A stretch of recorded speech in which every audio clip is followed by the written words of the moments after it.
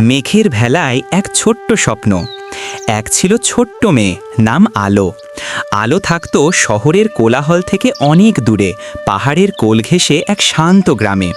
তার ঘরের জানালা দিয়ে দেখা যেত বিশাল একটি আকাশ, যেখানে সারা দিন মেঘেরা ঘুরে বেড়াতো। অন্যান্য শিশুরা যখন খেলার সাথী নিয়ে ব্যস্ত থাকত, আলো তখন তার পুরনো ডায়েরি আর এক বাক্স রং পেন্সিল নিয়ে বসে যেত। তার সবচেয়ে প্রিয় খেলা ছিল মেঘ দেখা আর সেই মেঘেদের ছবি আঁকা। তার ক্যানভাসে কখনো মেঘ হয়ে উঠত উড়ন্ত ঘোড়া, কখনো বিশাল জাহাজ, আবার কখনো বা দূর দেশের মানচিত্র। গ্রামের লোকেরা আলোর এই অভ্যাস নিয়ে হাসত। তারা বলতো, এসব অবাস্তব ছবি এঁকে কী হবে, এর চেয়ে বরং ক্ষেতের কাজে মন দে। কিন্তু আলো কারো কথায় কান দিত না। তার হৃদয়ে একটি ছোট্ট স্বপ্ন ছিল, সে একদিন বিশ্বের শ্রেষ্ঠ মেঘ শিল্পী হতে চায়। একদিন গ্রামে একটি বড় উৎসব এলো। উৎসবের প্রধান আকর্ষণ ছিল একটি চিত্রাঙ্কন প্রতিযোগিতা। শহরের বিখ্যাত শিল্পীরাও সেখানে এসেছিলেন বিচারক হয়ে। আলোর বন্ধুরা তাকে নিরুৎসাহিত করল।